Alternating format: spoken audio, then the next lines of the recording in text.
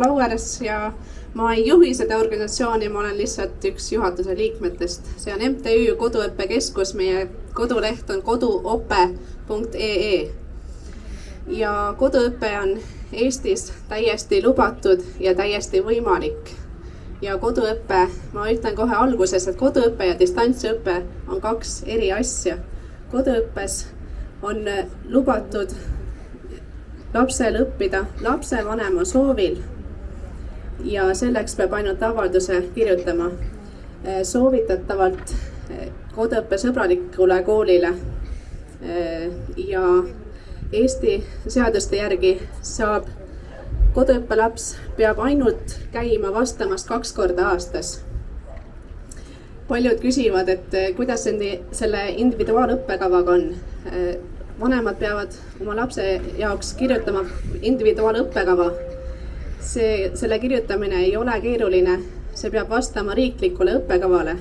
Aga seda hirmu, et laps ei suuda riiklikku õppekava täita, see on täiesti põhjendamatu hirm. Sest koduõppelaps õpib väga kiiresti ise õppima. Ta armastab õppida, tal on huvi. Tal hakkavad tekkima igasugused huvid, igasugused küsimused. Kui lapsel on küsimus, siis vasta. Kui ei oska vastata, siis otsi vastust. Otsige koos, õppige koos. Lapsega koos õppimine on väga põnev ja see on täiesti võimalik. Kodus õpib laps palju normaalsemalt, väga turvalises keskkonnas, saab õppida koos erinevate inimestega. Kui rääkida individuaalõppekavast lähemalt, sealt on vaja välja tuua igas aines, mida laps sellel aastal siis õppima hakkab. Aga koduõppel on väga suur vabadus, et võime valida. Näiteks võtame ette, et teeme süvitsi, õpime näiteks ajalugu või matemaatikat hästi süvitsi 2 kuud. Siis võtame ette järgmise aine, et seal on väga suur vabadus. Peaasi, et selle riikliku õppekava täidad ja tavaliselt koduõppe lapsed täidavad selle väga kiiresti ära, nii et jääb väga palju aega üle ka teiste huvideks ja asjadeks. On välja toodud isegi haridusministeeriumi poolt, et riiklikku õppekava täita peab laps õppima nädalas 8 tundi.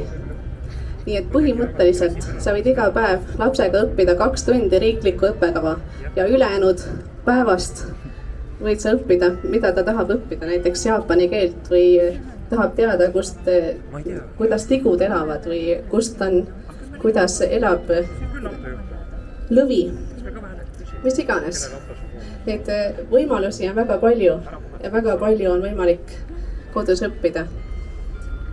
Meie pere on algusest peale õppinud kodus, ma olen selle eest väga-väga tänulik. Mõni on veel noortematest õpivad veel. Et see on Eestis võimalik ja see on väga suur asi, mille eest oleme väga tänulikud. Küsitakse väga tihti, et kuidas on sotsialiseerumisega, et laps jääb ju koju ja ei näe, ei räägi, ei kuula, ei näe kedagi. See ei ole üldse õige. Meie lapsed näiteks räägivad, suhtlevad väga palju erinevate inimestega. Kui koolilast näed, siis tavaliselt ta räägib oma vanustega, suurtematega ei julge rääkida, väiksematega, need on liiga väiksed. Aga koduõppelaps õpib väga ruttu suhtlema kõigiga, nii vanaemaga, kui ka tädi onuga, kui ka poe müüjaga, kõigiga. Ta julgeb rääkida, ta ei karda. Ja see on üks väga tore asi koduõppe juures.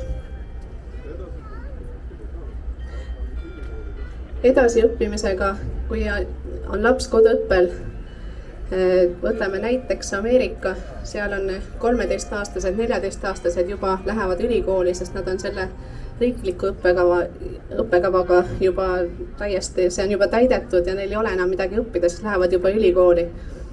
Eestis õpivad ka juba paljud koduõppijad juba ülikoolis ja ei ole üldse probleemi. et soovitan soojalt seda kõigile.